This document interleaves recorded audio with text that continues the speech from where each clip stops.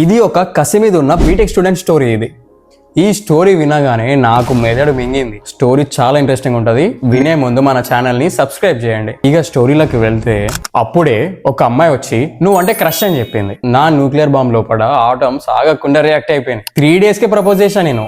అయితే ఆమె ఏమన్నది, వద్దు ఫ్రెండ్స్ లకు ఉందామన్నది. అయినా కానీ 3 months దాకా నేను లవ్ చేయి అని చెప్పి సావ కొట్టిన. 4 months తర్వాత ఏం చెప్పకుండా మాట్లాడడం బంద్ చేసింది. ఎందుకు? వాళ్ళ బాయ్ బెస్ట్ అట, వీనితో మాట్లాడకు, వీడు మంచోడు అని చెప్పిందట. వదిలేసింది. 6 months ఏడిచిన. ఇదే స్టోరీ ఇంకో అమ్మాయికి చెప్పి ఆమెను పడేసిన. సింపతి వర్కౌట్ అయింది. 3 days కే కలవనికి పోతాం. 1 week లోపలనే ముద్దు పెట్టేస్తాను నేను. నా న్యూక్లియర్ బాంబుకి ఒక మిసైల్ జెట్ తోడైంది. దాని తర్వాత ఒక వారానికే మేము రూమ్ కి పోయినాం. బాహుబలిలో అవంతిక మీద సీతకొక చిలుకలు ఎట్లా వాలినాయో నా మీద అలా వాలినట్టు ఫీలింగ్ వచ్చింది. ఆ రూమ్ లో ఆ వాతావరణం ఒక 4-5 times రూమ్ కే పోయినాం. ఇక నా ఫ్రెండ్స్ గ్యాంగ్ మొత్తంలో నాదే హైపు. అట్లనే కొన్ని డేస్ గడుచుకుంటూ పోయింది. అందరిలా రొటీన్ కల్చర్ కాదు మాది. కలిస్తే కాటేశుడే. దాని తర్వాత ఆ కాటేశుడు అట్లే నడిచింది. దాని తర్వాత ఆమె బిహేవియర్ లో చేంజ్ వచ్చింది. నాకు అప్పటికే డౌట్ వచ్చింది. ఎప్పుడు మాట్లాడిన ఫ్రెండ్ గాడు ఫోన్ చేసి కలుద్దాం రారా అన్నాడు. ఇట్లా సిగరెట్ ఎలిగిచ్చి మొత్తం ఓడగొట్టే లోపు మా స్టోరీ కూడా అయిపోయింది భయ్య. అసలు వీడి స్టోరీ ఏం చెప్పిండంటే, అరే మీ ఇద్దరికి ఏమైనా గొడవైందా, నీ ఫోన్ ఎవరికైనా ఇచ్చినవా అని అడిగిండు. లేదురా అన్నాను. అయితే వీడేమన్నాడు, మా ఫ్రెండ్ గారి ఫోన్ లా మీ పిల్ల ఫోటోస్ చూసినరా అన్నాడు. అవునా, ఎవడరా వాడు అని చెప్పి నేను సీరియస్ గా అడిగేసిన. ఎవడు వాడా అని చూస్తే వాడు దాని బెస్ట్ ఫ్రెండ్. నేను ఫోటోసే ఉన్నాయి అనుకున్నా.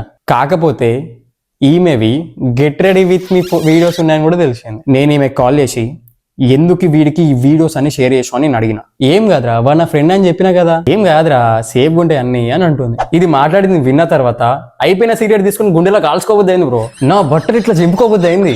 ఈ కాల్లో కాదు, ఇంటికి రా మాట్లాడుకుందాం కూల్గా అన్నది. దీని దగ్గర పోకముందే దారిలో వాన్ దగ్గర పోయినా. ఫస్ట్ వాన్ దగ్గర పోయి వాన్ ఫోన్ గుంజుకున్నా.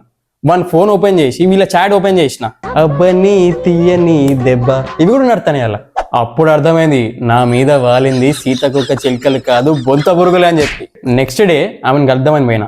నేనేదో దీని మీద అరిచి దీన్ని సంగతి చేద్దామని నేను పోయినా. ఇది ఆల్రెడీ ఫుల్ ప్రిపేర్డ్ ఉన్నా నాకు తెలియదు. నేను పోగానే ఏడ్చుకుంటా నన్ను వాడుకొని వదిలేస్తున్నావా అని అంటాంది. ఇక నా మెదడు వీకింది.